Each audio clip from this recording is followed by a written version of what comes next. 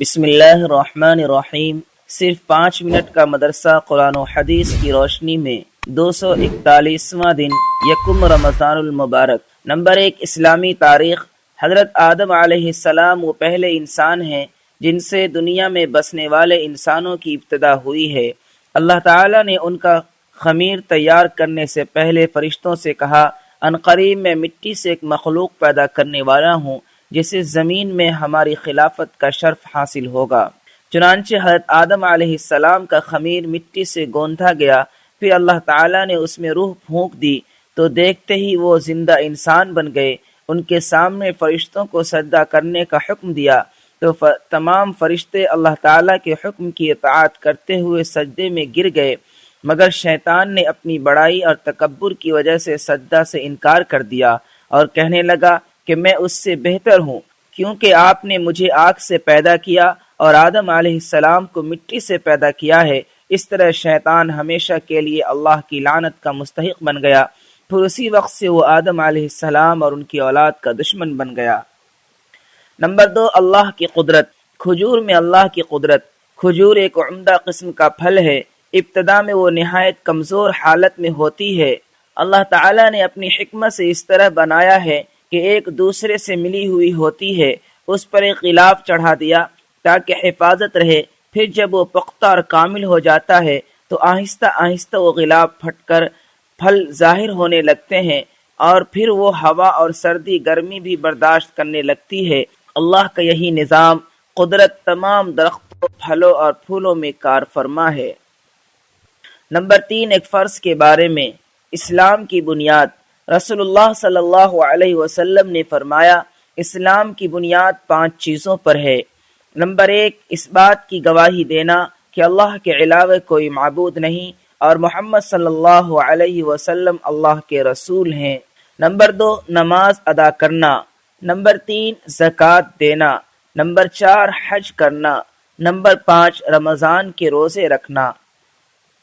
Number 4، ایک سنت کے بارے میں، سحری کا کھانا۔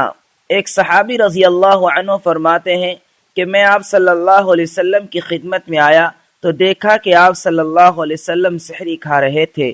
مجھے دیکھ کر آپ صلی اللہ علیہ وسلم نے فرمایا، یہ برکت کی چیز ہے، اللہ نے اس سے تم کو نوازا، اس لیے تم اس کو کبھی نہ چھوڑنا۔ نمبر 5، ایک اہم عمل کی فضیلت، تراویح کا ثواب۔ رسول اللہ صلی اللہ علیہ وسلم نے فرمایا، جو رمضان کی رات میں اللہ تعالیٰ کے وعدوں پر یقین کرتے ہوئے اور اس کے اجر و ثواب کے شوق میں نماز تراویح پڑھتا ہو، اس کے پچھلے سب گناہ معاف ہو جاتے ہیں۔ نمبر 6، ایک گناہ کے بارے میں، حرام غذا کی نحوست۔